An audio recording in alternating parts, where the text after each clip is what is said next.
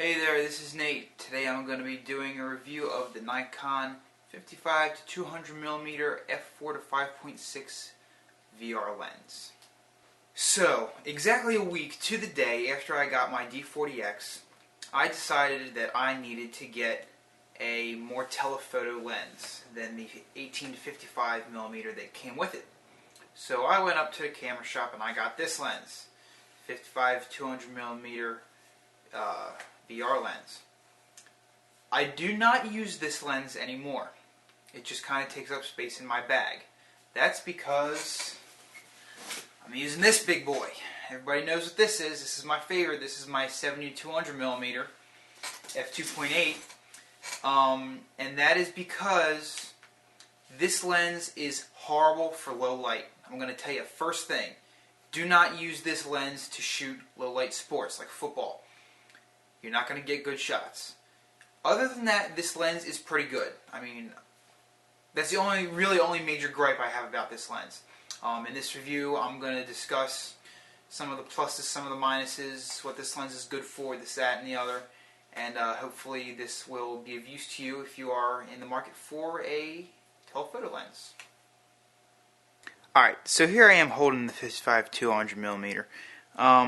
As you can see, like I said, it has a huge zoom ring. Look how big this thing is. It really is a nice, easy to hold, and it's very smooth too for a lens this cheap. It's actually a really nice, smooth ring.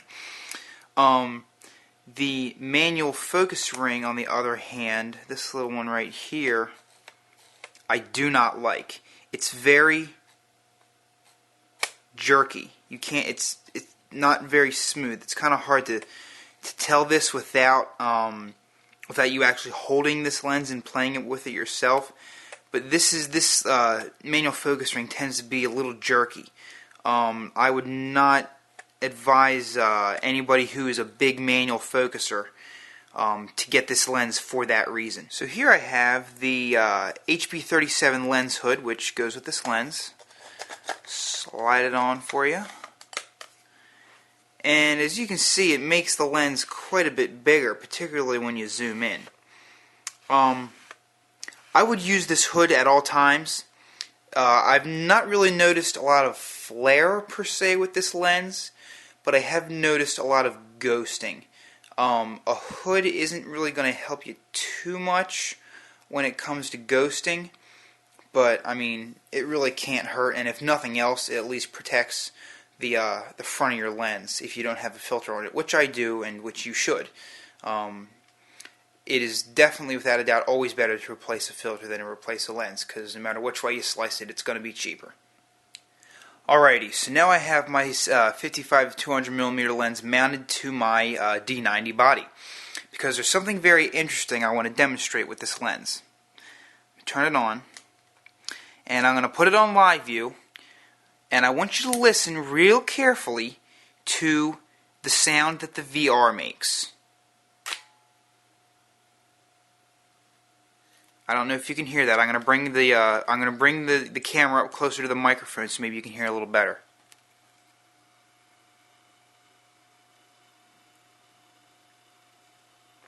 I hope you can hear that. I'm not sure if you can. I can definitely hear it. What it sounds like is, I don't know if you're familiar with it, but it sounds like that really high frequency tone that only they say only kids can hear. It is a very, very, very high pitched dog whistle type sound, and quite frankly, it drives me nuts. I have very sensitive hearing, and it really drives me up the wall. But this lens does have VR, I mean, which is good. I just find it a bit noisy. It works fine. There's really no problems I've had with it. I've actually had less problems with the VR on this lens than I have had with the VR on my 70 to 200mm f2.8 Pro lens, which I'm sure you all know I adore. But I mean, the VR works fine. It's just a bit noisy for my taste. The VR on the 70 to 200mm lens is completely, well, not completely silent, but compared to this, it's relatively silent. But anyway, I hope you could hear that on the camcorder, because it is a really weird noise. Alright, so let's take a look at the focusing speed on this camera. I'm going to set it to manual for a minute, rotate it all the way to one end, so you get the full effect of the range. Zoom it in so it's not going to grab anything for the focus, and let's see how fast it goes. There you go, that was it right there. So it's not too bad, it's not too slow. I mean, I have lenses that are slower, I have lenses that are a lot faster. But it's not too bad. If you wanted to use this lens for shooting sports, if you're doing nighttime sports, I can't imagine why you would. But this lens would probably be alright if you wanted to shoot like a soccer game or something during the daytime. I'm sure it would be okay for that. You just got to make sure you're good with your autofocus, and you can use like a single point focus well, and you can track them well with the continuous servo or something like that. But this wouldn't be a bad sports lens for normal lighting conditions anyway. So, to wrap it up, this is a decent lens, I'm not going to lie. For general purpose photography, it's a nice lens. 55 to 200 millimeters. It's good for if you're doing sports in the daytime. Do not, please, I beg you, do not use this for low light sports. You will regret it. You could probably do portraits with it. I mean, it covers the standard range for where one would do a portrait. I typically don't use this for portraits. I just use my 18 to 55. But if you wanted to use this for portraits, you could, I'm sure.